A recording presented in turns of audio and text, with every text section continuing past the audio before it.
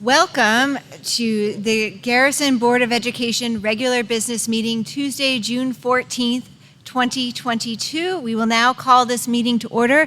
I will remind everyone that we do have the fans going tonight in order to help keep this room a little bit cooler, just a little bit. So please, board members, everyone who's presenting, speak loudly directly into your microphones throughout our meeting, please. Dusty, will you call the roll, please? Jocelyn Epicello.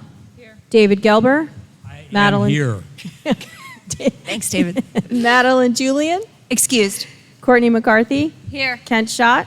Here. Matthew Spicer. Here. Sarah Tormey. Here. Now we have the Pledge of Allegiance.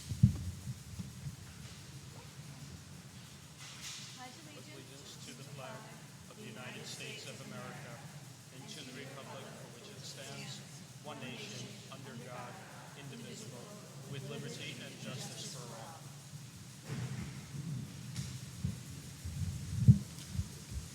Thank you. We will now move on to agenda changes or approval. Board members, do I have any recommended changes to this evening's agenda? Okay. Be it resolved that the Board of Education of the Garrison Union Free School District hereby approves the agenda as presented. May I have a motion, please? Thank you. All in favor, please say aye. Aye. Nays? Abstentions? Okay. Now move on to President's remarks. I'll try and be brief, but first I'd like to take a moment to recognize our former Garrison students who will be graduating this month from both Haldane High School and from James I. O'Neill High School. Our Haldane graduates are Tim Ben Adai, Jeremiah Gaines, Sharon Torres Nieves. Our O'Neill graduates are Colin August, Madeline Bartholomew, Daniel Carlos, Jada Kirkwood, Evan Masick, Chase Meyer, Zachariah McCarthy, Ella Schweizer, Lena Sharafi, Thomas Schruck, Eva Turco.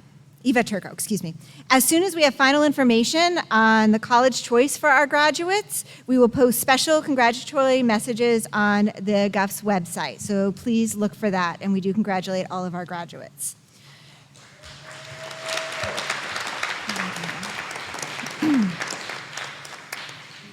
I also have a note here for absentee voting and voter registration. In anticipation of the budget revote taking place on June 21st, we'd like to remind the public that absentee ballots are available for any qualified voter of the district who cannot vote in person on the day of the vote. Please contact the district clerk, Dusty Kalo, or go to the website budget page for absentee information. Additionally, any voter who is already registered as a permanent absentee voter, their ballot was mailed on May 31st, 2022. Currently, voter registration is taking place now until June 20th from 9 a.m. to 4 p.m. Again, please reach out to the district clerk to confirm whether or not you are registered or to make arrangements to register. All right, that's all I have this evening. Carl?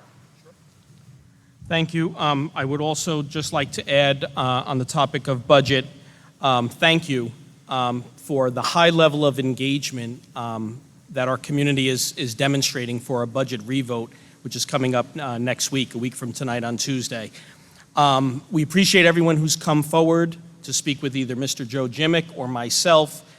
There's an awful lot of information, a thorough history of the budget process, and really good information, including a tax calculator, all posted on the website. So we encourage you, if you want the details, they are there. If you prefer a conversation, just know that we are welcoming of those conversations. We've had a good number of them over the past 2 weeks, and we're happy to continue them right up until the budget vote. Secondly, I just want to make the board and community aware that our Putnam County Executive, Mary Odell, announced 5 days ago that there is $2 million being allocated for school safety, which is coming out of the American Rescue Plan Act money that Putnam County received. So we have 6 schools in the county. All schools will benefit from this $2 million allocation. The Sheriff's Department plans to meet with all of us, review our safety plans, and look for ways that the Sheriff's Office and the County Sheriff's Department can support our school. I do want to say we have a wonderful partnership with the County Sheriff's Office. Anytime Allison Amig or I give them a call, they are incredibly responsive. They participate in our drills. They're here if we need them. But we're looking forward to working with them and collaborating with them in addition to our BOCES departments on how we can do better, because there's always room to do better. In the fall, we have a lot of technology that is going to be added to our school to enhance safety. Single access point entry. There are cameras installed outside of the building. They're already operational. And we will work with the Sheriff's Department and the New York State Troopers to make sure we are doing everything possible to keep schools safe. My last comment is just a big congratulations to our 8th graders. I had the honor of watching them receive awards this past Friday, and we are incredibly proud of them. Thank you to Mrs. Amig for hosting the ceremony and Mrs. Clark for organizing it. But really, the thanks goes to our students. They've done incredibly well, and we're very excited. Graduation is next Thursday, and we look forward to that event as well. Thank you. Thank you. And before I open it up to the board for questions for Carl, I did also want to note for board members a reminder that we have a meeting immediately following the close of voting next Tuesday evening. I think we're estimating it at 10 p.m. meeting. Is that correct, Esty? So just for everyone to remember, and the public is welcome. Anyone have any questions for Carl regarding his comments? Okay, we're going to go ahead and move on to one of at least my favorite. I think it's one of the most exciting things we do here. We have award of tenure. So I'll begin with a request for approval to award tenure instructional elementary teacher. Be it resolved that the Board of Education of the Garrison Union Free School District, upon the recommendation of Carl L. Albano, Superintendent, does hereby award tenure to Sarah Stevenson, elementary teacher in the tenure area of elementary education, effective August 28, 2022. May I have a motion, please? Seconded. Thank you. All in favor, please say aye. Aye. Nays? Abstentions? Now you can clap.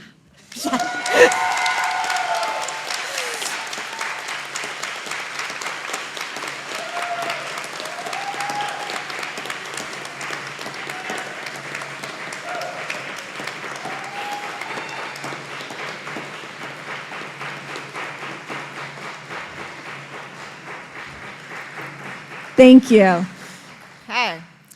Next, we have a request for approval to award tenure school counselor.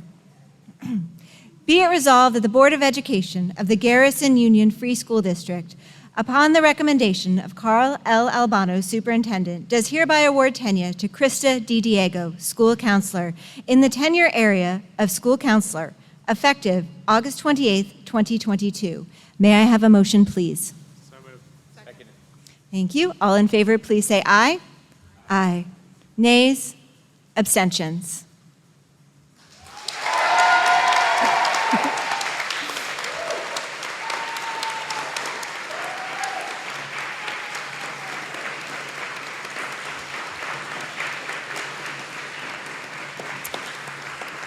Thank you. We will now move on to the board recognition. Immediately following the board recognition of both our tenure recipients and the recognition of our retirees, we will then pause the meeting and adjourn for cupcakes and have a brief break, and then we will come back for the public hearing. So I will now invite up our principal, Allison Amig, to come up and speak to about our tenure recipients.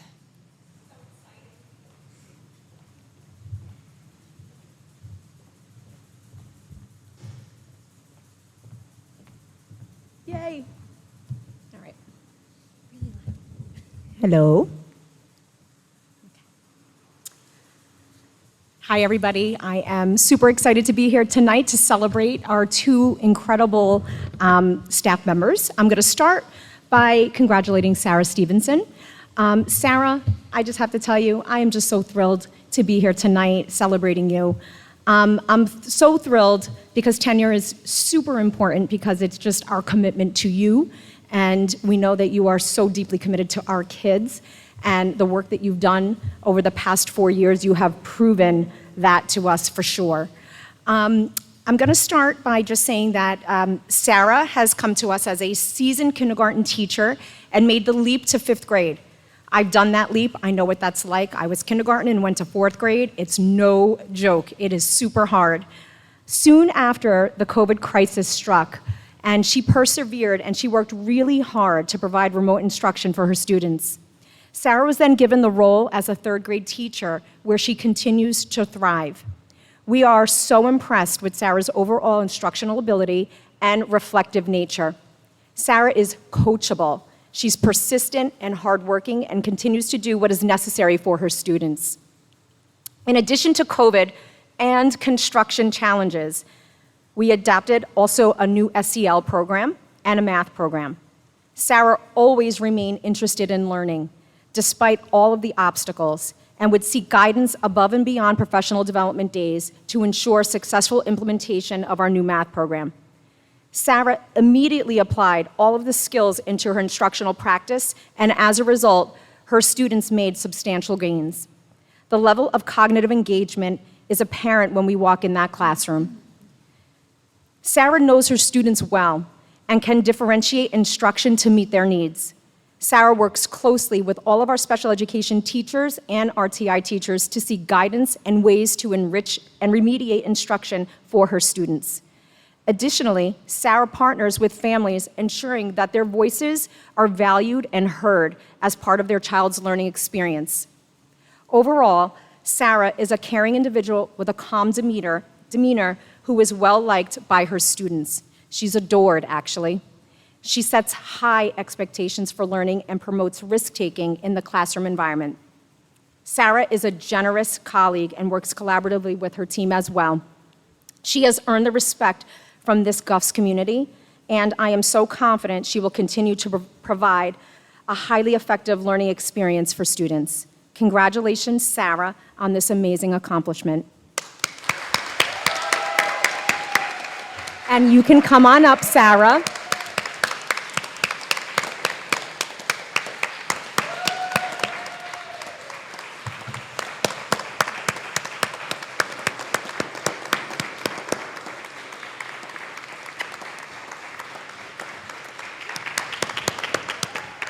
Sarah, you can say a few words if you'd like.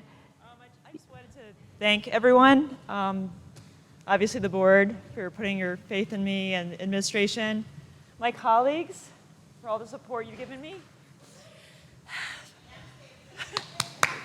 Yes. and my students who have That's right.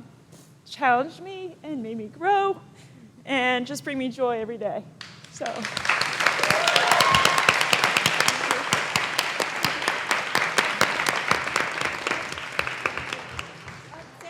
Aw, Sarah. They're so cute. I love it. You deserve this.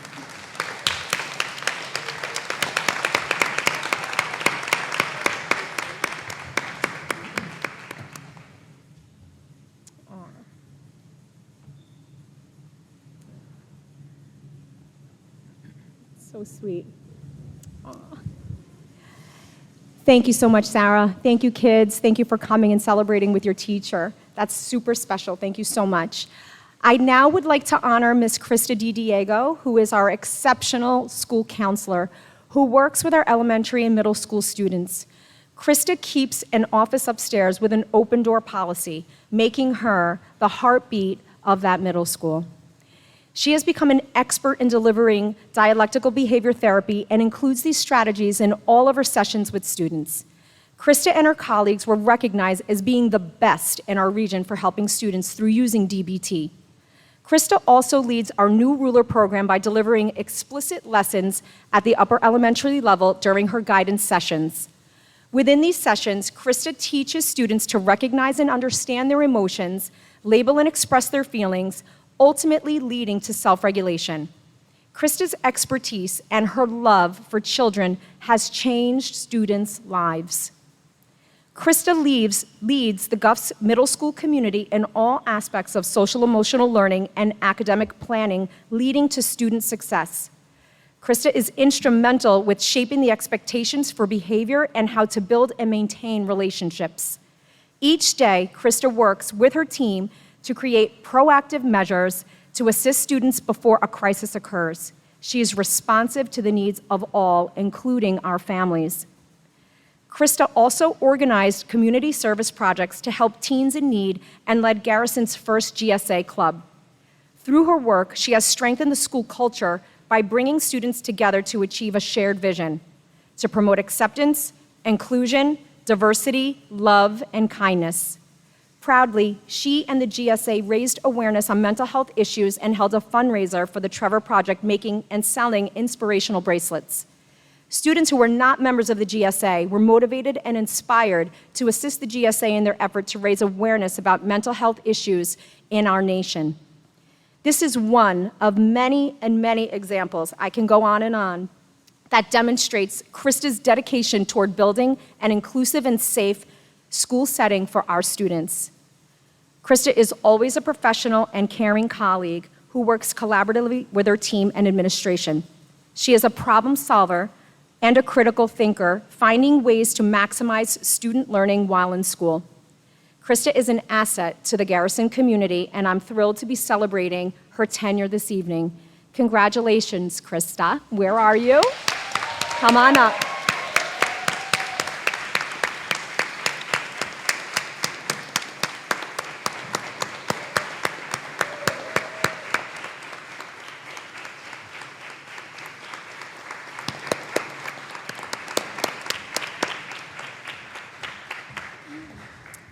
I just want to really thank the Board of Education and Administration. I also want to thank my incredible colleagues. When I first started here a couple years ago, one thing that really stands out to me is how welcoming the staff, the community, the parents, most importantly, the students were, and just for really embracing me. And so I'm just really thrilled, and I get to come every day and do what I love, so thank you.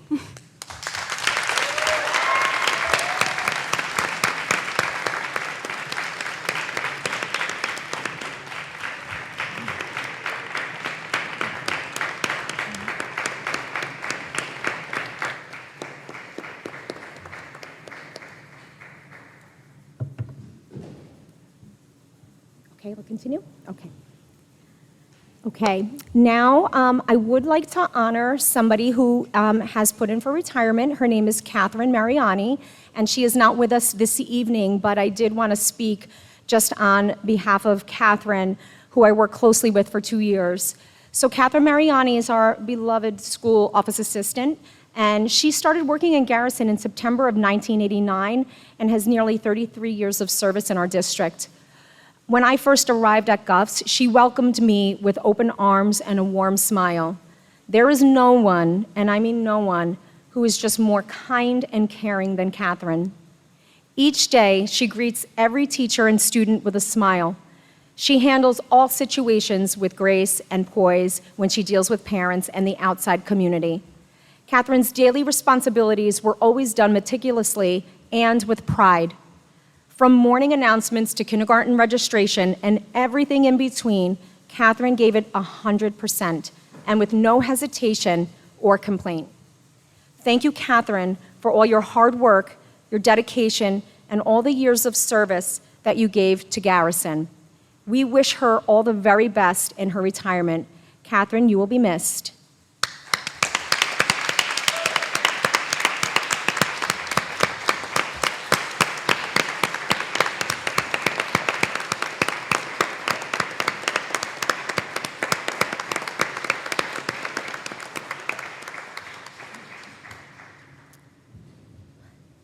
I wrote a lot over the past week. I have one more. I'm going to honor right now Miss Mary Karp. Mary's just awesome. Mary, you are a wonderful, wonderful special education teacher.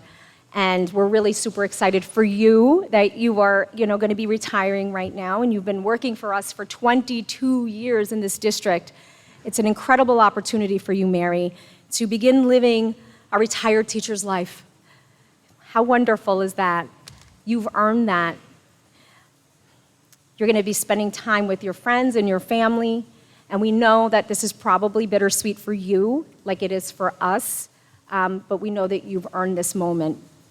I know Mary adores her students, and she's going to miss them. She's been there for them over the years, helping her students overcome the biggest of obstacles. She has also celebrated when her students accomplish what they thought was impossible. Knowing that this may be her last year at Guffs, Mary continued to work until all hours of the evening every single night this year, planning for her students, often popping into my office to talk about all things reading. We would celebrate students' success behind closed doors. She would try new strategies and try new approaches, and it just gave Mary so much joy to share this news with their families as well. Mary's caring disposition made students feel valued and loved. She made students believe in themselves and get excited over learning. She had them getting so excited over their multiplication facts that they were like jumping out of their skin. This was like a month ago, this little sidebar. They would come to my office like practicing their math facts, just sharing like Miss Karp had shared, taught them all of these new strategies. That is a special talent that Mary has, is just inspiring and motivating students. Mary, we congratulate you on your retirement and wish you only the very best in your future. We thank you for your service in Garrison and know that you will be so missed. Congratulations.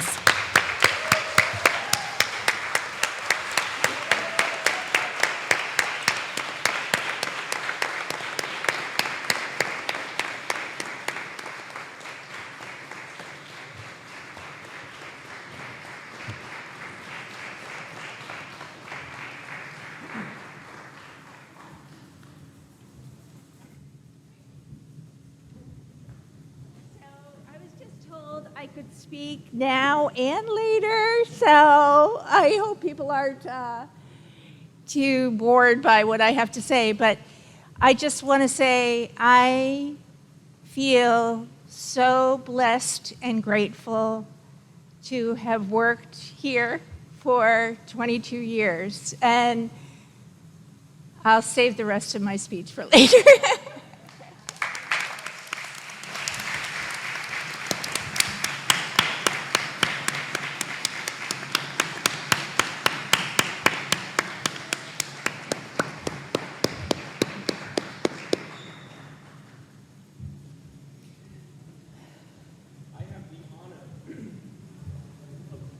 Talking a bit about Mrs. Robin Waters.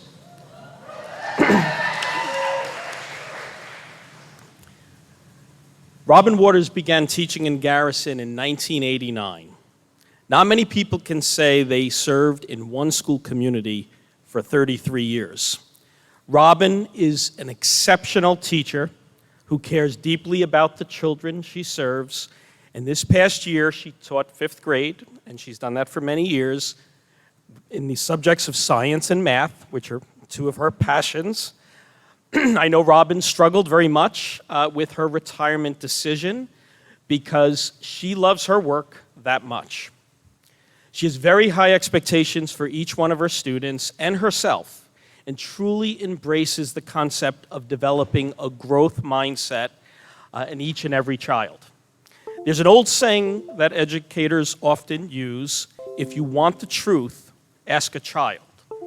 So what I did was ask for Mrs. Earle's help to get some feedback from some of Mrs. Waters' students.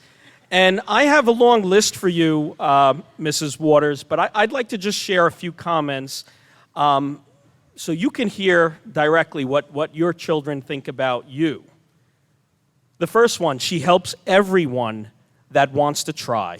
She pushes me to do my best. She always teaches us in the best way possible. She can be strict at times, but she has a good sense of humor when the time is right. She's also very passionate about teaching. Another one, I love how Mrs. Waters always believes we can do math. She's always there if you need her or a helping hand. I love how Mrs. Waters has done this for years, so it shows how big of a heart she has, and even though she is strict, it is to help us. I really like that one. And I'll end with, she inspires us to be passionate about what we love and to pursue our dreams. So I see a lot of our students here, some of our fifth grade students. There's a long list, Mrs. Waters, and I'm going to give you the complete list so you can enjoy hearing, but each one was very touching and very moving and well-deserved. Over the past 2 years, Robin could have focused on her teaching and enjoyed her personal life outside of school. However, she loves Garrison so much that she volunteered many, many long hours during the summer months and evenings to serve on a number of different committees and a number of different ways. One was the Reopening School Task Force to get this school open in the midst of a pandemic and get it open safely. As our GTA president last year, serving her colleagues, and as a member of the Strategic Coherence Planning Team, she gave many, many long hours over the course of 2 years to make sure there was a plan in place to move Garrison forward well into the future. She was never compensated for any of this time, but she generously contributed her knowledge and her expertise for the future growth and continued success of Garrison. And for this, we are forever grateful. Robin. I feel truly honored to have had the privilege of working with you for these past 2 years, and on behalf of the entire school community, I thank you for 33 years of valuable and incredible service to our community. I wish you good health and happiness in this next chapter of your life. Congratulations.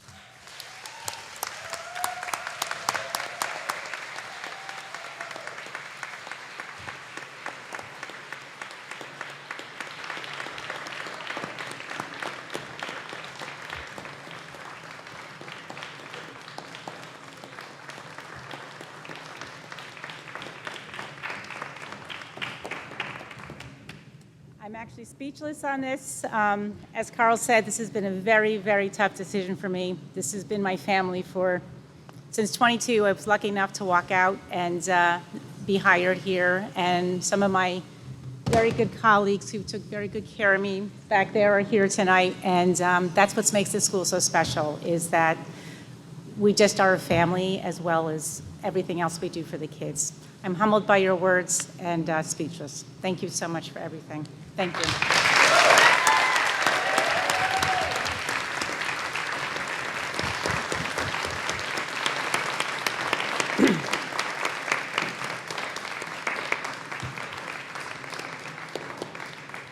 And our final presentation is for someone who needs no introduction in the Garrison community, Mr. Michael Twardy. Michael.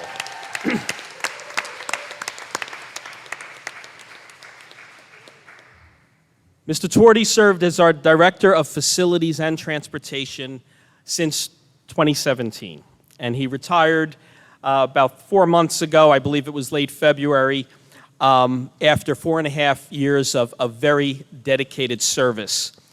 During this time, Michael was very instrumental in helping to plan and launch our $9.9 million capital construction project, which I am pleased to say is on time and under budget, and it will be completed this summer. And Michael, in September, we expect you back here to walk the building and see the fruits of your labor. Michael's knowledge and history of our school building was invaluable, particularly in the early stages of this project.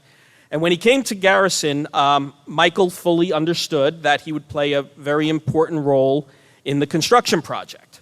What he did not know is that he would need to manage both facilities and transportation through a pandemic. Handling all of these major responsibilities simultaneously and dealing with a new superintendent who was hell-bent on keeping school open was no easy feat. But Michael did that exceptionally well. He handled all of those important responsibilities. One of the first things I noticed about Michael was that he cared deeply about each and every one of our students. He made it his business to know every child's name, and he greeted them every morning, rain, snow, or shine, with a warm smile and a greeting to start their day. I believe what really motivated Michael to work as hard as he did was his dedication to the children, and they clearly knew how much he cared about them. On many occasions, they would give him a handmade thank you card, which Michael cherished and would always share with me, and he really valued that and appreciated it. On behalf of the entire Garrison community, Michael, I sincerely thank you for your outstanding service to our school and our community, and I wish you all the best in your retirement years.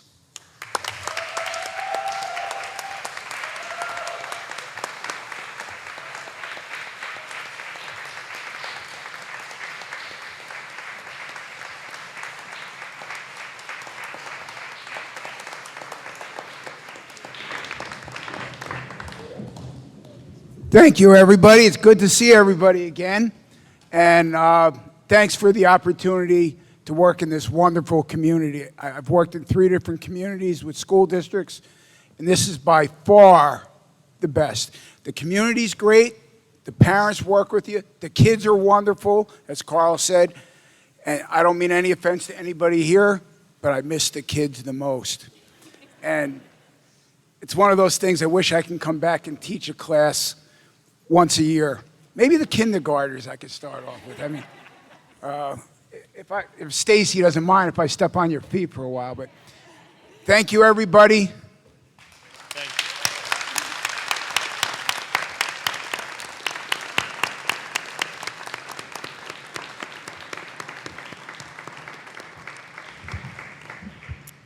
Thank you. We will now pause our meeting and have a brief reception to enjoy the lovely cupcakes and is that punch over there? It looks great.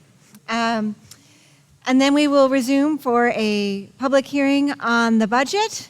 And following that, we have a great presentation on district technology. So I hope everyone stays afterward too, except for the little ones. Okay, come on over for cupcakes.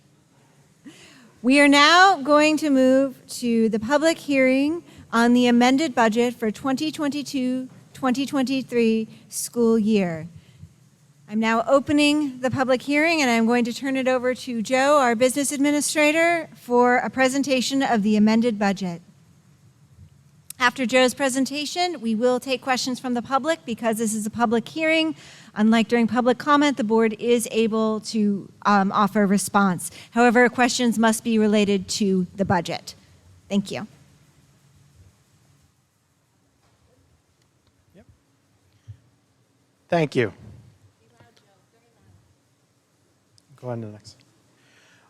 As you know, we're not going to spend a whole lot of time on every slide. We'll kind of go through this because a lot of it is a repeat of earlier presentations.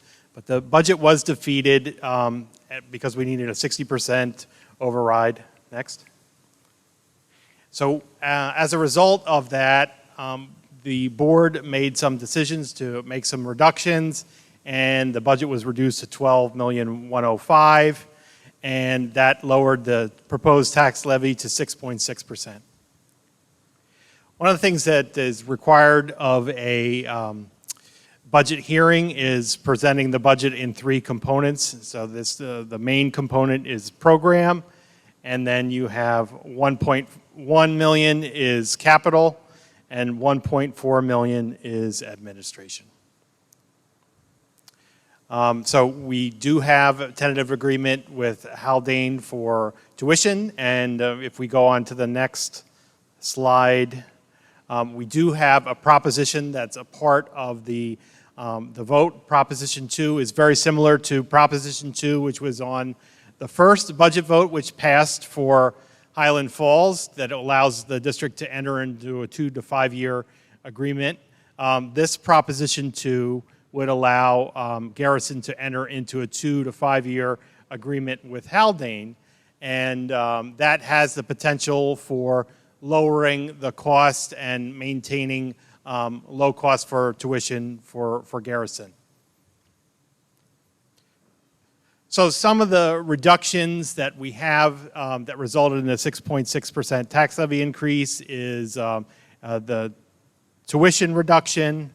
The superintendent and the rest of the administration agreed to freezes.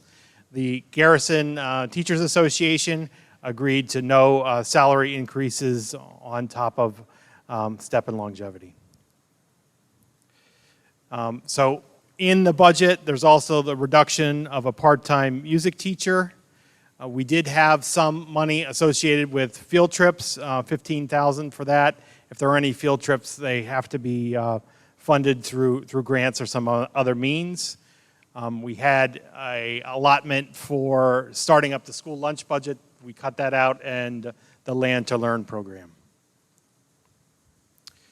So some of the cost drivers are still tuition due to enrollment and increases. And since 2021, we've seen an increase of 24% in tuition. And there's a look at the tuition costs. 21-22 and 22-23 are estimated.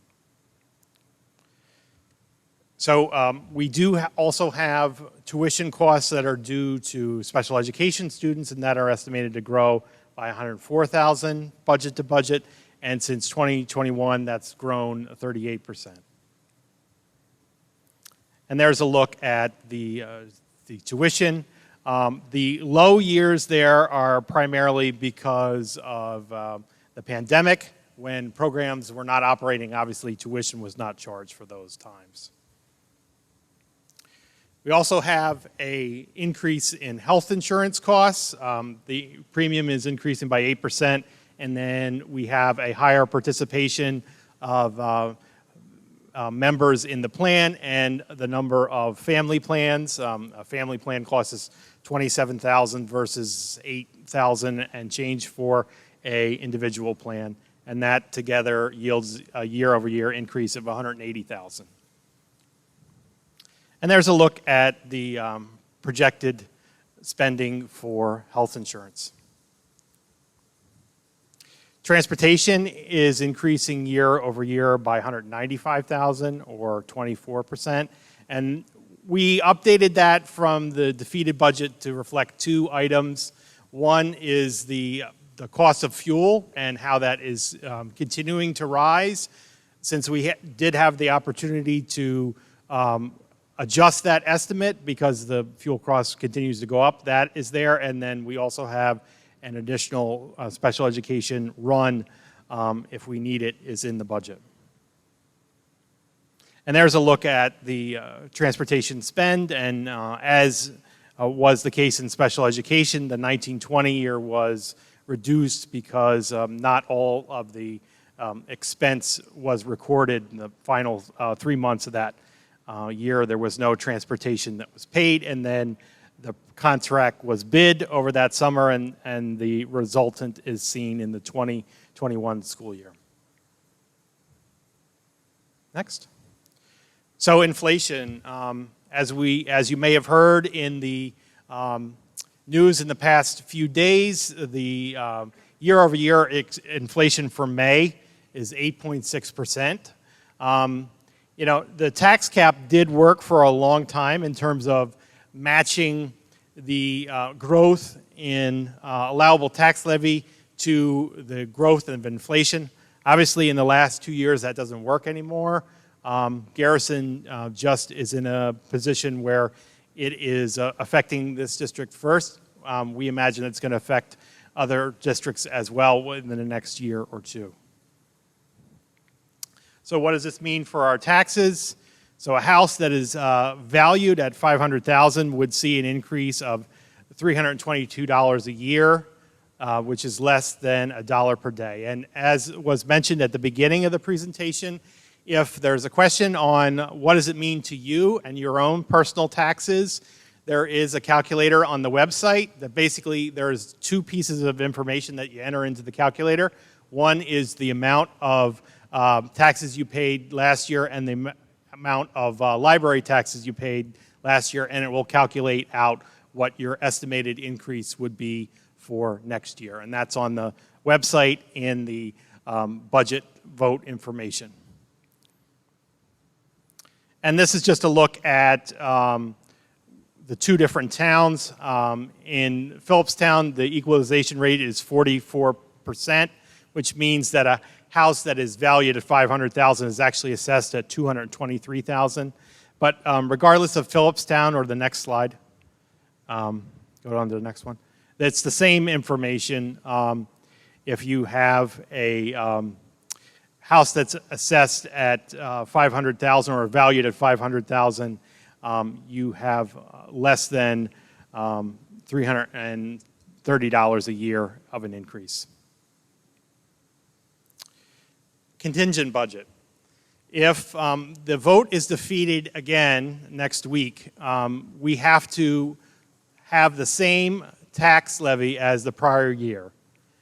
The contingent budget is $11,447,246, and that will require an additional $658,000 worth of cuts. And as was mentioned in the budget newsletter, which you should be getting shortly, and also is in our website and in our previous presentations, in order to balance the budget, we need all of these cuts in order to meet the requirements for the contingent budget for next year. And that is all modified sports. That's transportation within 2 miles radius of the school, elementary teacher position, art teacher, environmental science teaching position, all the performing arts, school psychologists, DBT, and a director of technology. And this would be a completely different school. So the important dates to remember is we do have voter registration that opens today and continues through the day before the vote, which is the 20th. The newsletter is to be mailed out right after the conclusion of once you have the budget hearing, so it's mailed out tomorrow. And then on Tuesday, June 21st, from 7 to 9 p.m., we have the budget and vote and Proposition 2. So just like in the previous vote, Proposition 2 would allow the district to enter a multi-year contract with Haldane, and if the public supports that, that has a potential for lowering costs for the district and the taxpayer. Thank you, Joe. Thank you, Joe. Before I open it to the public, do I have any questions from the board? This is the same presentation we saw, I believe, last time we met. But if anyone has any questions? Okay, I'm going to go ahead then, and at this time, open the public hearing up to questions from the public. If anyone has a question regarding the budget as presented, you're welcome to the microphone at this time.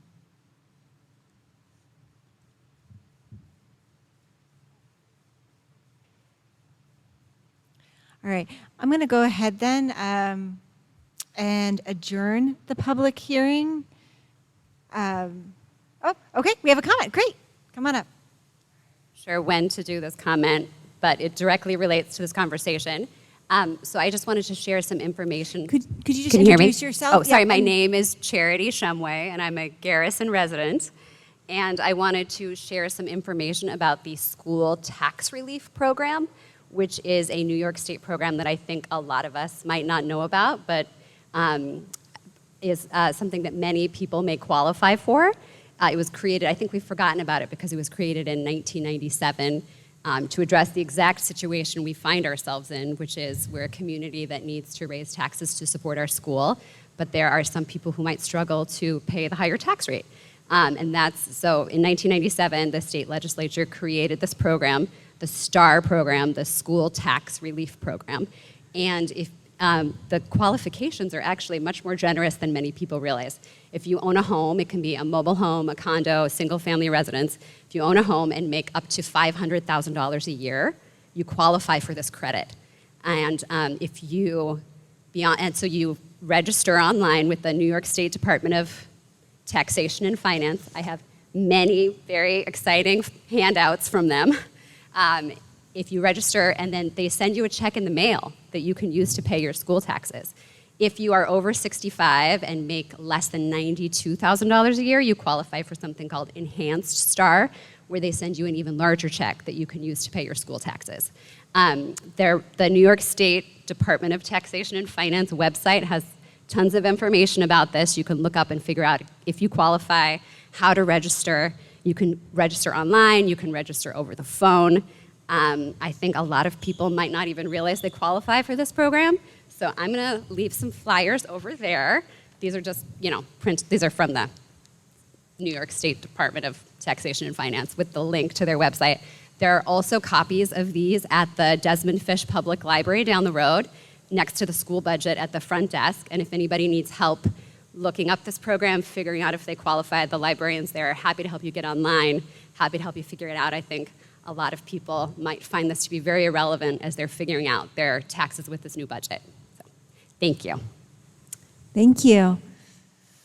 I appreciate the information. And Joe, members of our community can also come to you if they have questions regarding STAR. Yes, so if you have questions regarding STAR and what your exemptions are on your property, you can easily call, you can visit, you can do whatever you need to ask questions. There is also a senior citizen discount for those that are significantly lower income. That is actually built into the taxing for both towns, so that does exist as well. Thank you. Do I have any other comment this evening or questions from the public regarding the amended budget? Oh, okay. Turn the microphone to face this way, or do I have to? Why don't you turn it? You want to turn it a little bit? Sure. Yeah, so I can Just introduce yourself, please. Hi, everyone. My name is Lorelei McCarthy, and I'm seeing a lot of familiar faces, but for those of you who don't know me, I'm 17 years old, and I graduated from here in 2019. I now go to the master's school where I've developed a deep passion for politics and truly helping people. And you might think it kind of odd that a 17-year-old just graduated from junior year of high school is here at my old school on a Tuesday night when I could be doing all sorts of other things, but I'm here because I really do care about this community. My sister's about to finish 7th grade here. My mom is vice president of the school board. Every day I hear about all of the drama going on in the 7th grade and also all of the amazing things that the teachers here have been able to do. I went to Garrison for 7 years. I developed passion for art and music and theater and math and reading. I was just talking to Ms. Kucher and Ms. Kirkpatrick today, and they reflected that as a kid, I never stopped reading.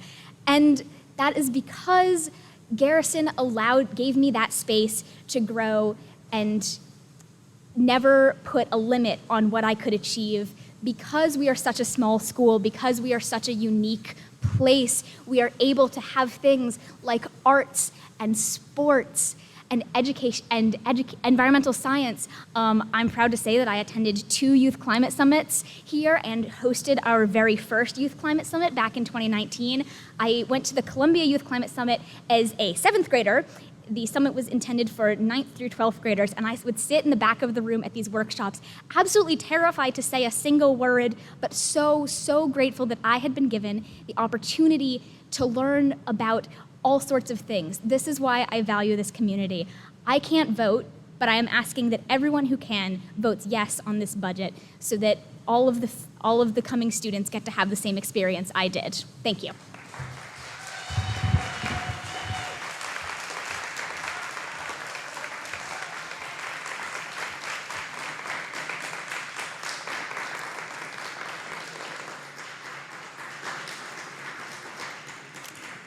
Thank you.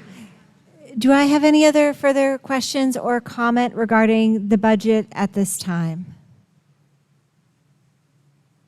Okay, I'm going to go ahead then and adjourn the public hearing for the amended budget.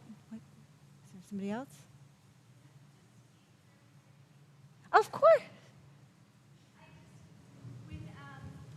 Just introduce yourself, please. Excuse me, my name is Mary Karp, and when I asked Dusty if I had to speak tonight, she said no. And so I'm not really sure when I'm supposed to speak or at what point I want to say what I want to say, but I have some things on my heart that I really want to express to everybody.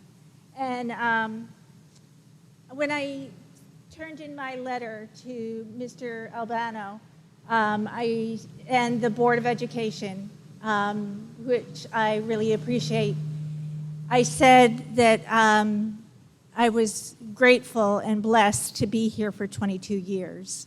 And that's exactly how I feel. I work hard and have a myriad of professional development courses behind me, and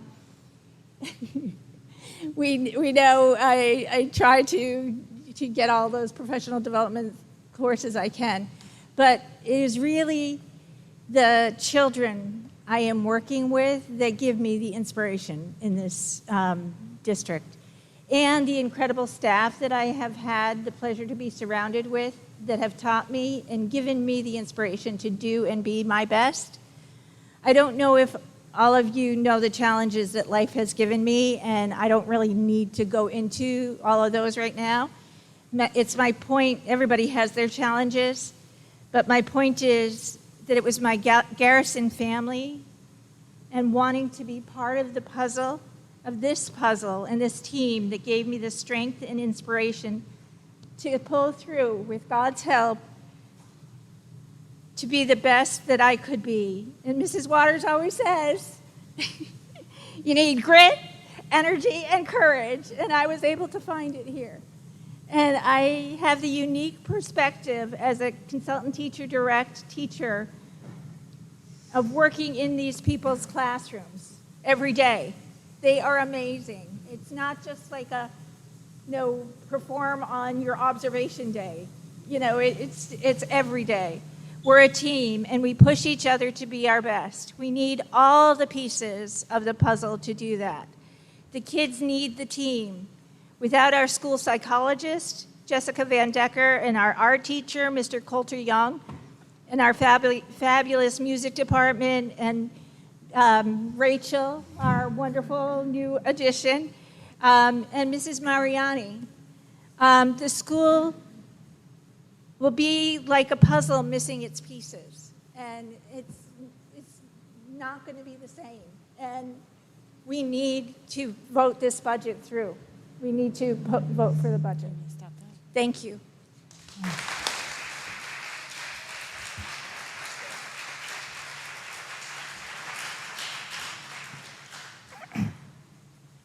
Thank you. Do I have any other further comments regarding the amended budget presentation? Comments or questions? Again, this is a chance where the board can actually, and administrators can respond.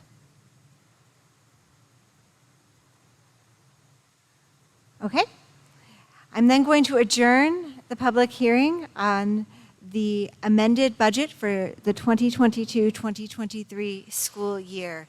Please, if you do have questions or know of anyone who has questions, this isn't your last chance. You are always welcome to reach out to Joe Jimmick, to Carl Albano at any point via email, via phone, or stop by.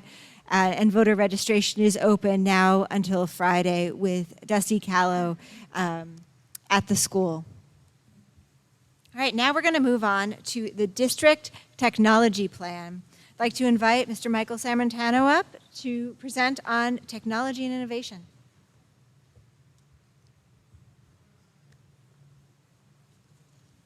Thank you. One moment. All right. It's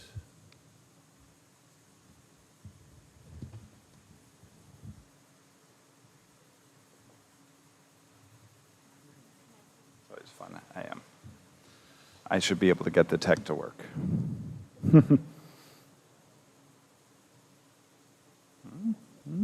There we go.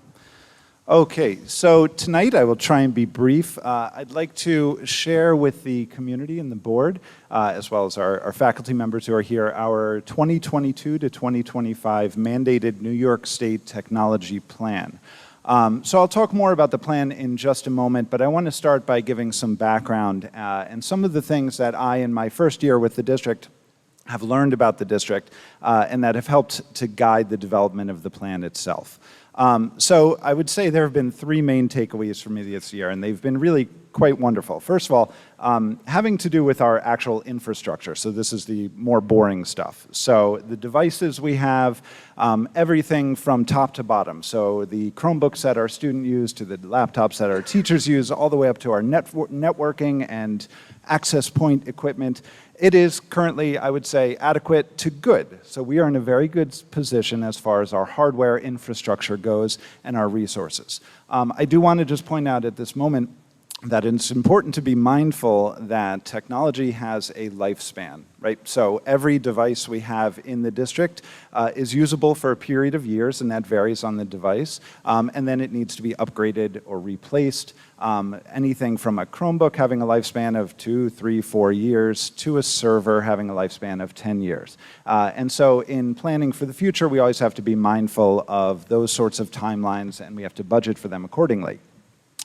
One of the most wonderful things this year have been these second two bullets, is really learning and getting to know our super engaged and enthusiastic faculty and staff. Everyone is wonderful, and everyone is excited to welcome me in and to learn about technology with the ultimate goal of providing the best instruction for our students. And the students who I've got to know throughout the year are absolutely wonderful. I was mentioning earlier that our sixth graders invited me into class just a couple of weeks ago because they wanted to present to me on what they wanted out of their education around technology. And it was wonderful. They created a slide deck and they shared with me all of their goals for their remaining time in the Garrison district. They are engaged, they are excited, they are innovative, and they are curious, and couldn't ask for anything more. So I want to remind us about our strategic coherence planning process, which we completed earlier in the year, because this is the guiding light for all of our larger instructional planning. And there are really three focuses that we kind of walked away from the coherence planning process with. And the first one was this objective of aligning our goal-setting processes around a shared understanding of our vision of the graduate and this definition of deep learning. And so I'll share the vision of the graduate again in a moment. I know we've all seen it before.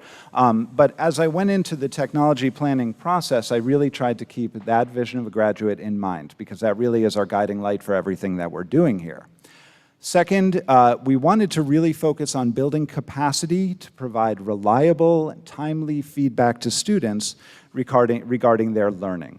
And that's the second main focus of our strategic coherence. And so this is a wonderful opportunity where technology can really be a game changer to allow teachers to collect real-time detailed data about student understanding and use it to inform their instruction as time goes on throughout the day, whether it's within a period or planning over the course of an entire unit.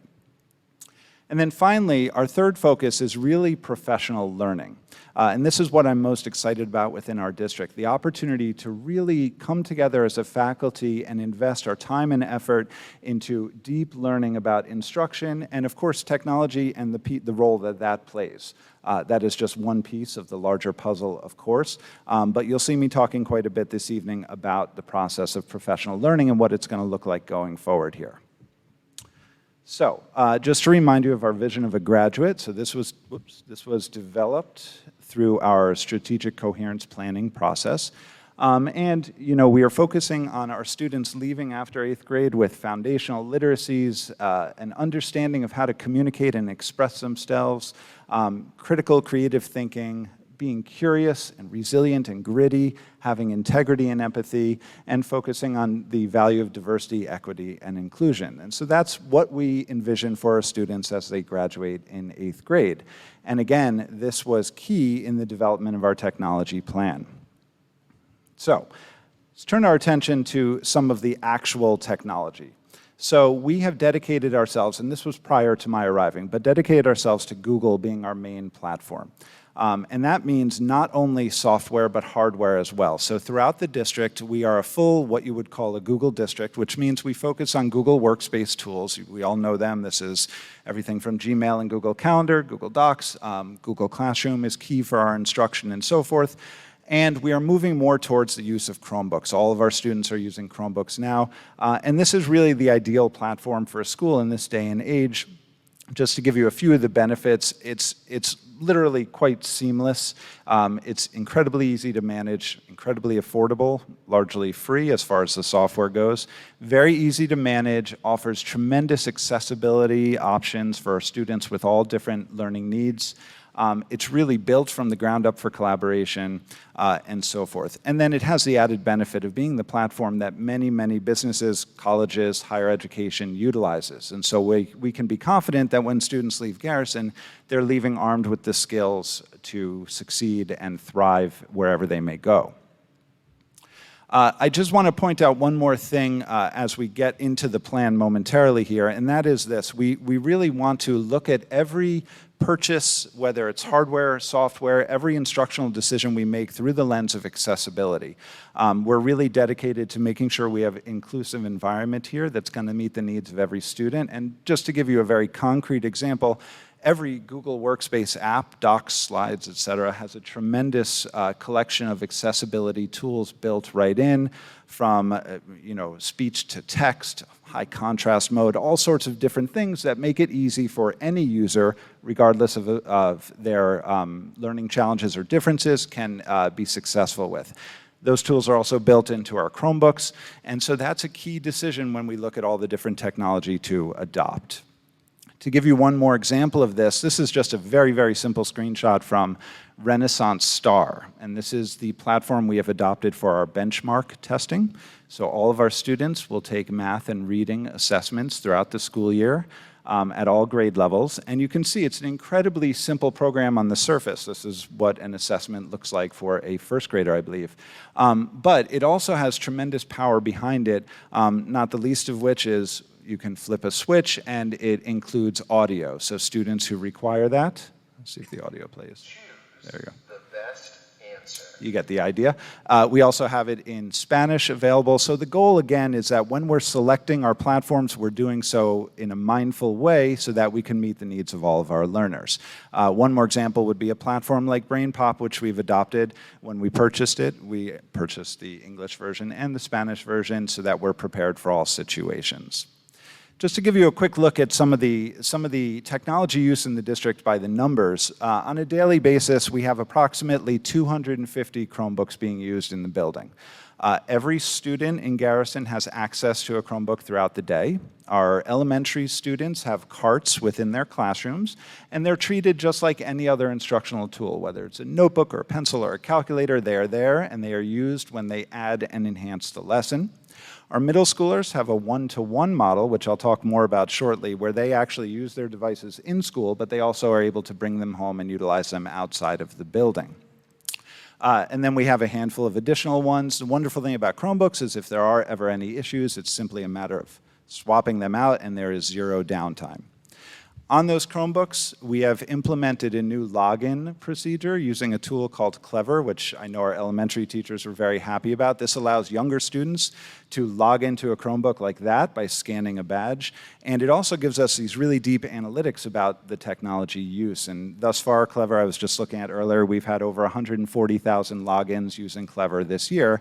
So that gives you a sense of the frequency with which the technology is being utilized in school. I just checked this morning in our Google console, students alone have created nearly 200 gigabytes of files within Google.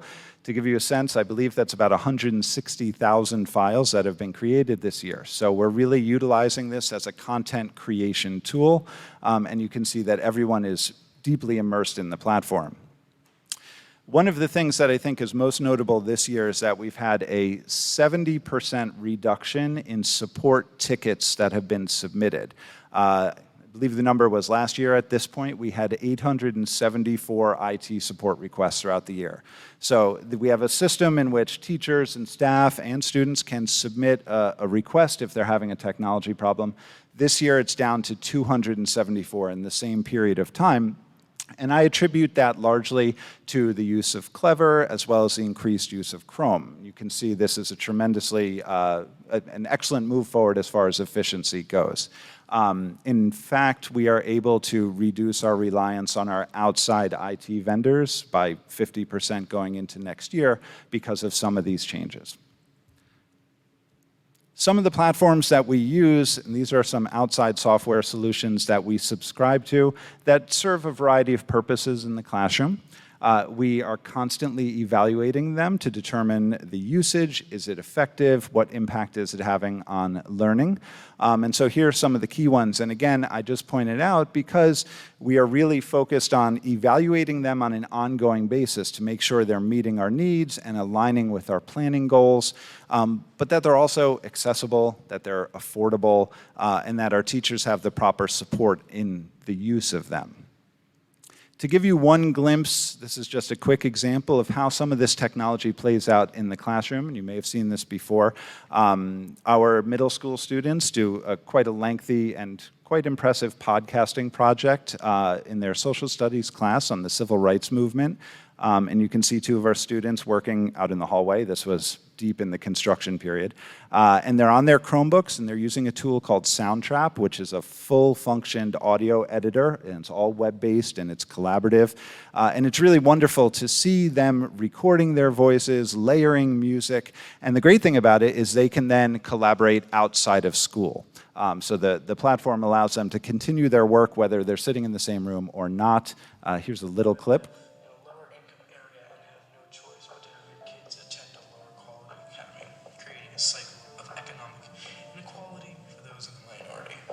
So even though segregation today is illegal, it still exists, just unofficially. We have made huge progress. Segregation is... So those are two of our 8th graders and some of the work that they produced. And you can see it's really a wonderful opportunity for students to demonstrate their learning in alternative ways, ways that are different than a traditional essay might be or something like that. So with that background, I just want to shift to the plan itself. So just to clarify, this is a mandated New York State plan. Every district in New York State is required to submit a technology plan every 3 years. It's focused specifically on instructional technology, though it often does include infrastructure as well. And it's quite a long, convoluted form. The entire plan for Garrison that has been submitted and approved is available on the website right now. There's a Google Docs version as well as the actual version that New York State has. Ultimately, though, the entire plan really boils down to 3 goals. And we're really encouraged in the development of the plan to focus on what's called the SMART goal setting process, which is using specific and measurable and accessible, reliable, and timely goals. So things that we know are very straightforward and we can actually accomplish within the 3-year period. And so I'm going to share those goals with you now. The first 2... I'll start in the first one. The first 2 largely have to do with hardware and devices. So goal number 1, you'll see I labeled it as digital equity. And that is within the next 3 years, we hope to achieve what is a full one-to-one device model in Garrison for K through 8. Now, this term one-to-one, if you follow educational technology at all, is thrown around and a lot of people have different interpretations of it. But New York State is encouraging all districts, and this is their language, to provide each student who's enrolled in the district with a dedicated device that is for use both in school and in their place of residence. So this initiative largely came out of the pandemic, in which the digital divide became quite worsened or quite apparent as students were forced into remote instruction. And so New York State is now encouraging all districts to move in the direction of a full one-to-one. So just to remind you, currently our middle school is in a full one-to-one according to this definition, but our elementary students are not. And that's something we're going to look towards working towards, though it's going to require some additional conversations in terms of what it specifically looks like. However, that is a goal, and the underlying idea is to create a fully level playing field for students in which everyone has access to the same technology and access to 24/7 anywhere learning, which can be expanded outside the building. Goal number 2, I listed as a modern infrastructure. So currently, all of our teaching staff have Windows laptops, which are wonderful, they're fairly new, they're quite powerful. However, after kind of analyzing the data a little bit, they are also the source of a lot of our IT challenges. They're the source of a lot of the tickets that we're dealing with and also some of the reliance we have on our outside IT vendors. And so in conversations with faculty throughout the year and kind of observing how things have been, decided that it's really a good move to start to move our faculty to the same platform that the students are using, which of course is Chrome. And so our goal is to begin a transition over the next 3 years to eventually have all of our teachers on Chrome devices. It will not only create a lot more efficiency and solve a lot of challenges, it'll bring them on the same platform, as I mentioned, as students, and it'll also just streamline our process. If devices break, it's literally a question of swapping them out. So a lot of these goals are focused on efficiencies, cost savings, and as well as, of course, enhancing instruction. Finally, goal number 3, which is the one I'm most excited about, is all around professional learning. Now, this year has, of course, been a bit of a whirlwind. We've been navigating COVID continually, as well as the construction project. And in addition, we have been working on these large-scale projects like our communications work and our new website, and a variety of other projects. And so now we're finally able to start to shift our attention to really being focused on providing really high-quality and engaging professional learning for our faculty. And so to kind of quantify it in a measurable goal, and I've had this conversation with our faculty and everyone is generally excited about it, we want to set a goal of having our entire faculty work towards a Google Educator certification. Now, Google Educator certification is exactly what it sounds like. It's a process by which you go through a professional learning experience, which would be facilitated by myself in-house, but also using a variety of remote and hybrid resources that Google makes available. And at the end, there's a brief assessment here. I'll pull up some information about that, I believe. Sorry, I got behind myself here. Here we go. So it's this collaborative, synchronous, and asynchronous training, and it has a whole collection of really engaging lessons that are directly related to teachers' practice. At the end of it, there is a test, there's an assessment that our faculty would have access to take, and they would earn a badge saying that they are a Google Educator. What's wonderful about it is it puts us all on a level playing field with baseline digital skills that everyone's going to use on a daily basis. One of the challenges in professional learning is that there's often a big disparity between skills and confidence amongst teachers. And so this helps to kind of level that playing field out. The great thing about it as well is there are additional levels. So we could make it a goal to eventually move on to a level 2 and even a trainer level certification. I think it would be really exciting as a district to say that our faculty is 100% Google certified. And at the end of the day, it's going to have an impact on instruction, which is the most important thing. Now, these are all focused around digital skills, and of course, I don't want to leave our students out because it's just as important that our students start to acquire these digital skills as our teachers and our staff. And so we're also going to begin to explore and incorporate something called Google's Applied Digital Skills. And this is a set of these wonderful lessons online created by Google that are engaging but also share students or encourage students to work through various digital tasks that are going to prepare them for a future. Everything from how to share a document effectively, to how to add links to a Google Slides presentation, to how to organize your life in Google Calendar. So all really valuable skills. So we're going to begin to encourage teachers and work with teachers to bring that to their classroom for students, so that at the same time our teachers are increasing their understanding, so are our students. One of the ultimate goals, this is down the road, is that we potentially have the opportunity to become a Google for Education reference district. So this is a district in which the entire faculty has achieved level 2, and we have worked through a certain amount of the applied digital schools, and we're serving as an exemplar for other districts around Google integration. So that's all about digital skills, and that's the short-term goal that we included in the technology plan. But I would be remiss if I didn't include some of the next steps as well, looking even further out into the future. We know that digital skills are just one piece of the puzzle. We also need to address digital responsibility, which is becoming increasingly important in society. This is a term that I prefer to use over digital citizenship, which you may have heard before. And we know as children are growing up, they're facing challenges around social media and misinformation and cyberbullying, and these are issues we deal with in the building, as every district does. It's our responsibility to help to build their responsibility around using these tools safely and appropriately. And so we are going to begin to explore as well the Common Sense platform. So this is another, it's a nonprofit organization that provides wonderful, wonderful resources for parents and for educators around helping to bring digital responsibility curriculum to the classroom.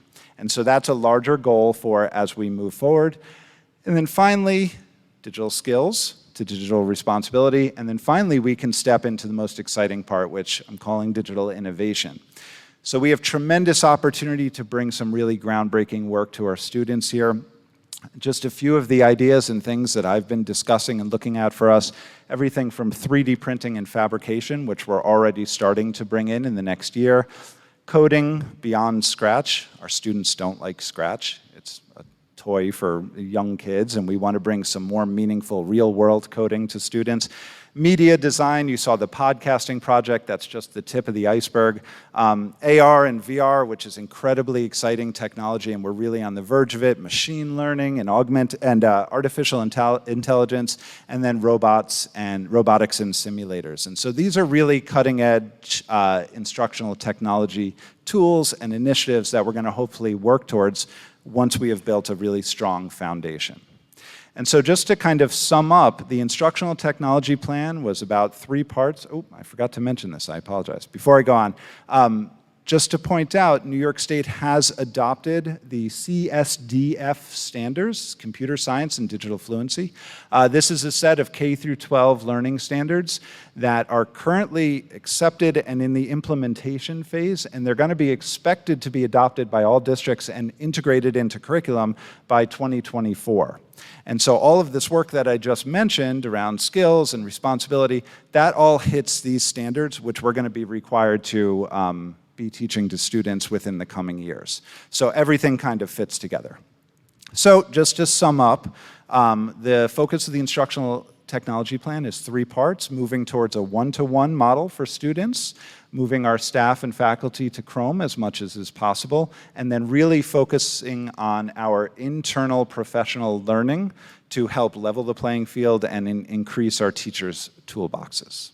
With that, I'm happy to take any questions. David, go ahead. Sorry, we turned the fan off so we could hear you better. That's okay, and I'm sweating. Now we're just going to melt you out of this room, but we'll turn it back on a little bit. Go ahead, you're fine. Just ask your questions. Michael, I think this is, it's very exciting, and I'm really thrilled that you're here. But I want to push you a little bit on this stuff. When you talk about, for instance, a Google certified teacher, so someone who's not really hip to a lot of this stuff, what can give me some vivid, memorable examples of what a Google certified teacher can do in the classroom, say a social studies teacher, or but social studies, that a non-Google certified teacher 3 years ago couldn't do. Okay, so that's a great question, thank you, I appreciate that. And the answer, and this might sound like a cop-out, and it's not meant to be, is really anything. So in my previous position, I was able to spend 6 years as an instructional coach, and I was working with teachers. And teachers would often come to me saying, I want to do X, Y, and Z. I'll give you an example. I want to have my students collect data, analyze it, and then share it out to the world in multiple formats, right? And the immediate instinct is to start looking for all these flashy subscription platforms and tools that they could have the district pay for and sign up for, when at the end of the day, okay, so you want to have kids collect data. So we can use a simple Google form, which we can design and it can be as complex or as involved as we want, or we can use Google Data Studio, or we could use Google's companion Glide apps to build tools without coding that are going to be engaging and clear and collect data And then once we have that data, it gets thrown into a spreadsheet, and there's a whole learning opportunity. Students don't understand spreadsheets typically, and it's a good tool to have. So now once we have all this raw data, what can we do with it? And this is where you start to learn about sum and median and analyzing numbers. And then the question is, well, how do we communicate this in a meaningful way? Well, I could pop open Google Slides or Google websites, and I can build this engaging multimedia content to demonstrate my learning.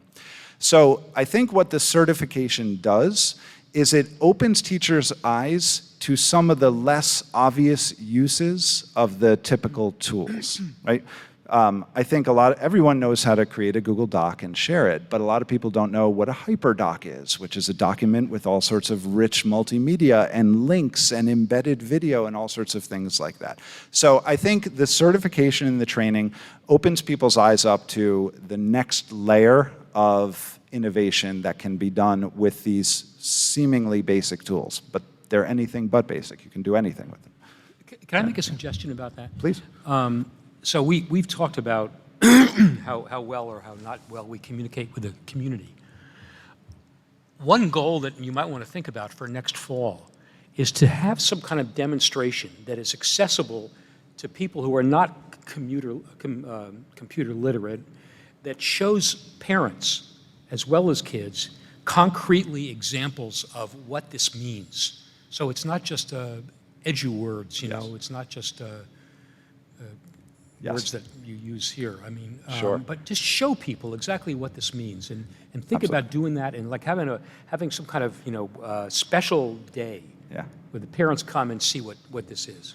Absolutely. I think it's a great suggestion, and beyond that, I think it's a valuable goal to have more instruction on our new website, more exemplars and artifacts of learning to really show the wonderful instruction that's happening in this building every day. But I think that's a great idea. Thank you. Do I have other questions? Kent? I just want to commend you for reaching out to the 6th grade and kind of listening to your customer. I think, you know, we can all sit up here and say, well, what technology should they use? They know more.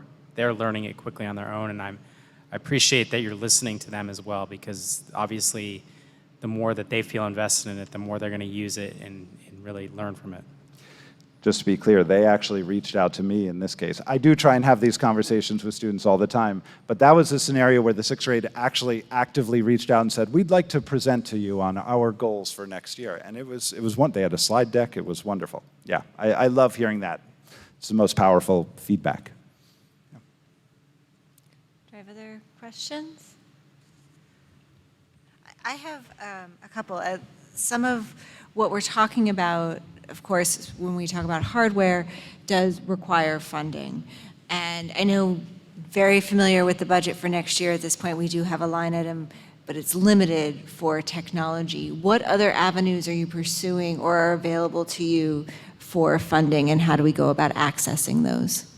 Certainly. So one of the few positive side effects or benefits of the pandemic is that there is certainly a wealth of funding, federal and state funding, that's available through grants to support digital equity, remote instruction, infrastructure, et cetera.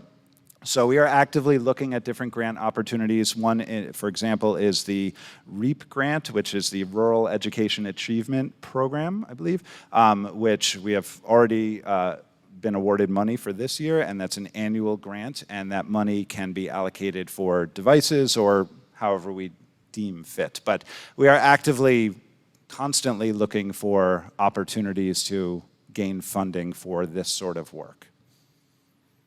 Thank you, and thank you for leading the charge and heading up those grants. One other question, you mentioned on the innovation part that we already have some of these components, like the 3D printer. Where does that, I know everything's been moved around many times to do the construction, but where is that going to be? Where is it going to live, and how is it going, do you envision it being incorporated? Sure. So with funding from this past year, we were able to purchase one 3D printer, which is currently living amongst boxes in my office, though it is being used. I've had students come in many times and experiment with me and help teach me how to use it effectively, as well as a CNC machine, which is a computer-guided router, which carves, you put in digital CAD drawings, and it's able to carve out of pretty much any material. So you can use it to laser cut, essentially laser cut pieces to assemble a catapult, for example. Certainly it has a big place in art, and I've been working with Mr. Young, and it's one of our goals to bring some of that technology into the new art space for next year, so that can be incorporated into art classes, and then beyond the potential for clubs and electives and so forth. And that's the goal. Thank you. That's all my questions. Anybody else have any? All right. Thank you so much for the presentation and for submitting our plan to New York State. Sure. Glad it was approved. Do you want to pop the fan back on before we all melt? Sorry just to melt you. Thanks, Carl. All right. We're now going to move on to the public comment portion of this evening's meeting. Public comment is intended for members of the community to speak openly and voice concerns. In accordance with Policy 3220 of the Garrison Union Free School District, any person wishing to speak shall comply with all provisions of this policy. Comments about specific school personnel or individual students is a violation of board policy. Concerns regarding students or personnel should be discussed privately with the superintendent or appropriate administrator. Comments should be limited to 3 minutes, and speakers are asked to conduct themselves in a respectful manner. The board will listen to comments but will not engage in dialogue. Any necessary follow-up will be noted and provided through the appropriate channel. Members of the public wishing to speak during the public comment period are asked to place their name and town of residence on the sign-in sheet and will be called in order to speak. Okay.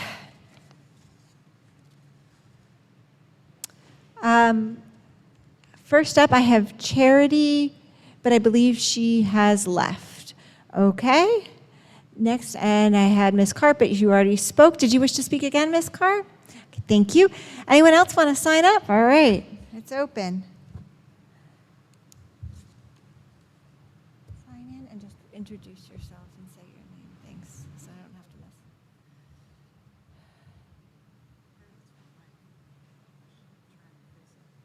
You can move the mic so you can look at it wherever you want. It'll make her happy.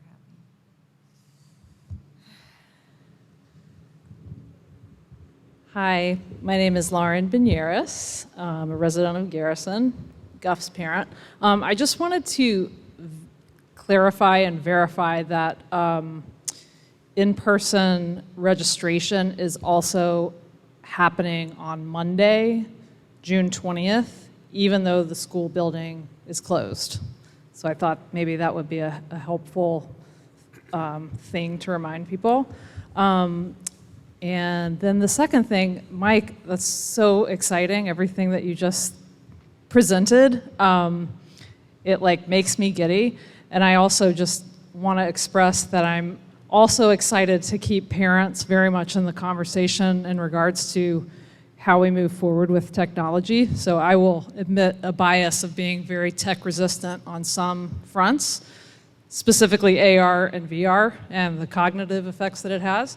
So I'm heartened to know that you've already reached out to start conversations about that, but I really hope that that will continue as our sort of tech plan develops, because there's such an incredible array of comfort levels between parents and what types of technology, you know, that they are comfortable with their child using on a daily basis. So I wanted to thank you for already starting that conversation. Hope that that conversation continues to evolve. And also, specifically with the AR and VR as well, is that, you know, one of the things that we're seeing so much is that there is a real decline in interpersonal skills that our children have in terms of things like eye contact, communication, very sort of basic stuff. And I hope that as we increase things like, you know, communicating in a different way, that we actually recognize that we also will just have to teach the other stuff as well, even more purposefully than we've ever taught it before, because it used to just be the thing that you got just because that's how people communicate in this world. But it's not the only way they communicate in this world, so I hope that there's a real dedication to interpersonal communication and teaching our kids how to, exist IRL as well. Thank you. Thank you. Public comment remains open if anyone else wishes to speak this evening. Okay, I'm going to go ahead then and close public comment, and we are going to keep going. Next up, I have accept the minutes. Be it resolved that the Board of Education of the Garrison Union Free School District hereby accept the minutes of the June 1st, 2022 regular meeting as presented. May I have a motion, please? So moved. Second. Okay. Do I have any questions regarding the minutes as presented? Okay, move to a vote. All in favor, please say aye. Aye. Aye. Nays? Abstentions? Next up, I'm going to move on to the financial reports. Now everyone's going to leave. Be it resolved that the Board of Education of the Garrison Union Free School District hereby accepts the Treasurer's Report for May 2022 as presented. May I have a motion, please? So moved. Second. Do I have any questions, or Joe, do you want to speak to the Treasurer's? We have a Treasurer's Report, Revenue Status Report, and Appropriation Status Report. These are just standard reports that we have every month, and there will be some items for the board meeting next week that we'll need in preparation for closing of the books. Thank you. Do I have any questions for Joe? Okay, all in favor, please say aye. Aye. Nays? Abstentions? All right, we're now going to move on to the personnel items, the consent agenda. Be it resolved that the Board of Education of the Garrison Union Free School District, upon the recommendation of Carl L. Albano, Superintendent, hereby approves the items of the personnel consent agenda as presented. May I have a motion, please? So moved. Seconded. Thank you. All right. Carl, do you want to speak to this? Sure. There's just really one resolution, and this is to approve an agreement with Jennifer Muller, our CSE chair. Jennifer has been with us for 9 years. She's doing very competent work. She's very experienced. She is a certified psychologist. So we would like to continue. It's the same number of days. It is about a 2% increase in her daily rate of pay. But other than that, everything is the same as it has been in previous years. Do I have any questions for Carl regarding the CSE chairperson? Okay. All in favor, please say aye. Aye. Nays? Abstentions?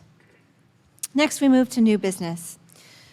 We have CSE, CPSE recommendations. Be it resolved that the Board of Education of the Garrison Union Free School District approve the Committee on Special Education and the Committee on Preschool Special Education recommendations and student placements. May I have a motion, please?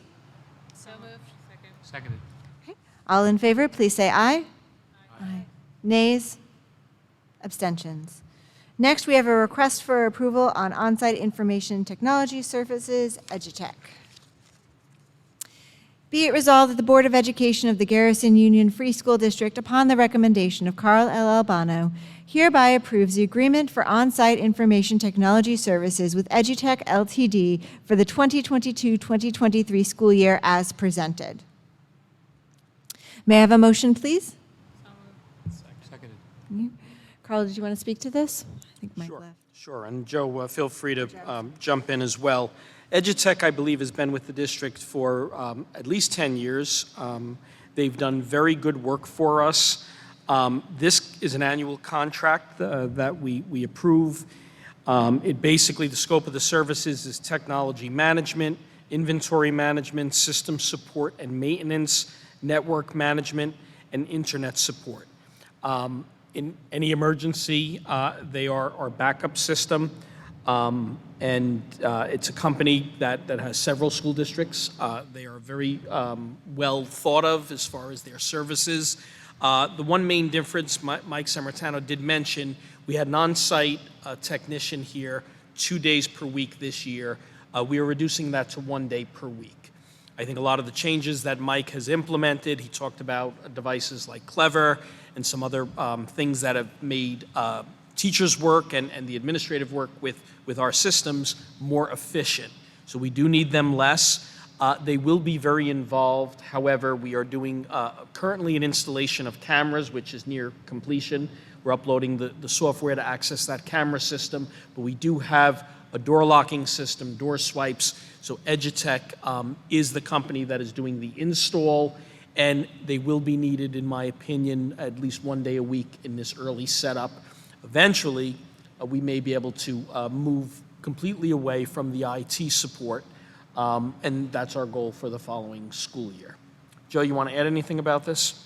Other items that are associated with the project that Edutech is providing is a new phone system, as well as the PA system and clocks. You can see one of the clocks there. Some of them are operating. They have the ability to display messages, as well as provide information and the PA. So those are all going to be provided by Edutech in the next few months. Thank you. Do I have any questions for Carl or Joe on the Edutech contract? Okay, I'm going to go ahead and move to a vote then. All in favor, please say aye. Aye. Nays? Abstentions? Next, I have a request for approval of change order Hudson 10. Whereas the school district entered into a contract with Hudson Valley Electrical Construction Management, Inc. contractor dated June 3rd, 2021, the contract, for the performance of general construction work in connection with the school district's reconstruction project. And whereas the school district desires and/or requires the addition of services and/or materials to be performed by contractor in connection with the project. Therefore, be it resolved that the Board of Education of the Garrison Union Free School District approves change order number Hudson 10, which is attached to this resolution, authorizes the President of the Board of Education and the Superintendent of Schools to execute such change order on behalf of the school district and ratifies any action already taken by either of them in that regard, and further authorizes and ratifies all actions taken by the board president, superintendent of schools, or either of their designees to effectuate the requirements of the change order. May I have a motion, please? So moved. Do I have any questions? I believe this already went through facilities, and Joe, the facilities committee, is that right, Matt? Okay.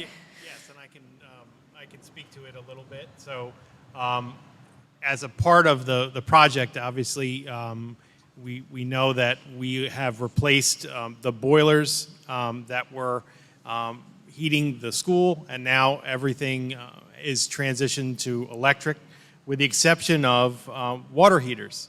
So we have a water heater that services the middle school portion of the building, and a water heater that services the elementary school portion of the building, and they all run on oil, and the oil is in a 10,000-gallon storage tank that's outside under the ground.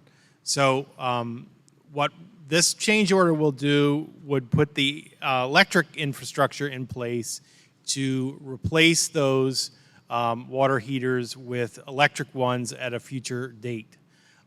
It is the thought that this is the best time to put that infrastructure in place while we have an electrical contractor on site that is doing good work for the district, and we anticipate that the cost for this kind of work will just continue to increase. At some point, either through the project or at a later date, we would be purchasing water heaters to use this connection. But because this work requires electrical cables to be put all the way through the building, the best time to do it is now during the summer, so that it has the least disruption on the educational process. So that's why we are recommending this change order. Thank you. David? Do you know how long it's going to be before you get the water heaters, and is that a problem? I don't believe that that is a problem. I just don't know that it will be done before this project officially ends its substantial completion. So what if you don't get them until next February or whatever? What does that mean? What I think that it's important to note is if we have the electrical components in place, the installation of the water heaters themselves is not that significant of an effort. It's just a matter of getting the equipment. The electrical component is the largest component because the plumbing component is very small in comparison because you're taking the existing unit out in its location and connecting plumbing pipes and electrical that's in place. The largest component is running electrical from the corner of the gym here, where all the electrical panels are, to the old boiler room here, and all the way across the school to the where the boiler room is in the basement of the elementary school. Maybe this is obvious, but so you'll use the existing infrastructure until you're able to get the electric water heaters? Yeah. Do I have any further questions regarding the change order? Okay. All in favor, please say aye. Aye. Nays? Abstentions? Okay. Next, I have approval of disposal of technology equipment and devices. Be it resolved that the Board of Education of the Garrison Union Free School District, upon the recommendation of Carl L. Albano, Superintendent, hereby approves the disposal of technology equipment and devices as presented at this meeting. May I have a motion, please? So moved. Seconded. Okay. Carl, do you want to speak to this? Joe? Sure. Just briefly, Mike Sammartano worked with Edutech to put this list together. They took an inventory. Everything on this list, it's mostly student devices, they're at end of life. Basically, they're at the point where you can no longer update them, so therefore they present a security risk if we continue to use them here in the school. So all of these through a BOE service that is offered will be recycled. So we're trying to be mindful of least impact to the environment, but really these devices have no practical use anymore for our district. Is that for anybody or just that's just for schools, David. So as far as what's going to happen with them? What are you going to do with them? With the devices that we're retiring, they recycle them. I don't know. Mike probably could speak in more detail to exactly how that process works, or maybe Joe is aware. There's two different paths that they will take. In some cases, if it does have some sort of residual value, they'll be sold on. Otherwise, what will happen is they will be recycled by taking them apart and separating the different components and recycling them to be made into new devices. I'm just wondering if you could do something generous, like give them to an underserved district or another country. That is the same question we talked about internally, David. The problem is no organization would accept them because they present a data privacy risk, because you can no longer update them. Any school district, for example, that would use them would be putting their data privacy at risk. So there's really no use beyond this point. Earlier, and I think it's probably worth noting that we do keep some of these older devices here on hand in order to take them apart. So if we want to use them for educational purposes, we have some old ones available, sort of in the make it or break it model, which I thought was exciting. All right. Do I have any other questions on the approval of disposal of technology, equipment, and devices? Go ahead and move to a vote. Just out of curiosity. Go ahead, Kent. There's a lot of missing devices and like missing servers. Like, no, what it is there's no asset tags on them. The device is known. It doesn't have an asset tag on it. That's what's the missing is the asset tag. Got it. Thank you. So we didn't lose all of those things. The tag is just missing from the device because, if a kid sees a sticker on a device, they peel them off. Okay. Yeah, they're pretty beat up. Yeah. Yeah. Yeah. It's better they took the sticker than the device. Okay. Ready to vote? All in favor, please say aye. Aye. Nays? Abstentions? We have now arrived at the second public comment section of this evening. I'm not going to read my whole paragraph again, but if anyone wishes to speak, public comment is now open. Okay. I'm going to go ahead and close public comment. Next, we move on to board member comment. Jocelyn, I'm going to go to you first. No comment. David? Okay, no comment. Kent, I'm going to go to you. I just want to again appreciate all the work being done in the community to drive votes and the engagement the community has shown on this issue. And look forward to next Tuesday being done. Courtney? Just briefly, after this evening, over the last couple of weeks, we've had the band concert. There was a talent show. Then tonight, celebrating tenure and retirements. It just felt really good to have this room filled with people and kids cheering and parents clapping and that little bit of return to normal. That's all. Thank you. Matt? I just have one comment / question. Part of the capital project, this room gets air conditioned, right? That's correct. The equipment is installed already. The electrical is just not quite there yet, but it will have air conditioning just like the rest of the entire building. I'm very excited. That's my comment for this evening. I'm going to end with that. Next up, we have enter executive session. Be it resolved, the Board of Education of the Garrison Union Free School District hereby enters into executive session for the purpose of discussing collective bargaining with the SRP unit as per Article 14 of the Civil Service Law. May I have a motion, please? So moved. Okay, all in favor, please say aye. Aye. Okay, nays, abstentions. We will adjourn executive session without any further action being taken. Please log out and shut down your lovely Chromebooks.